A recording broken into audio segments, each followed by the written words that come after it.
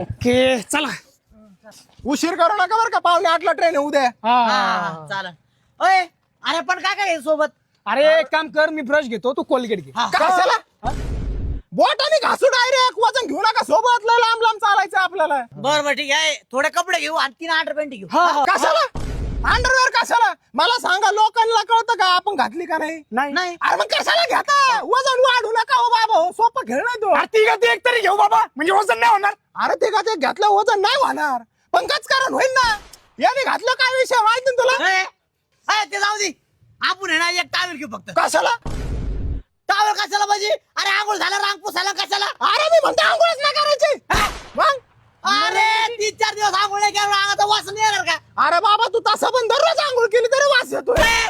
सगळं जबाबदार आहे. चार्जर घेऊ आपण. अरे कशाला अरे मोबाईल चार्जिंग करायला. अरे मोबाईलच नाही घ्यायचा, मोबाईल नाही घ्यायचा.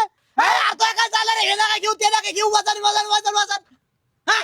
जेव्हा ते वजन घेऊन घेऊन तुझा आहे ना गुप्तांग सुजन ना, तेव्हा कळन तुला. सोने अरे मग घ्यायचं काय?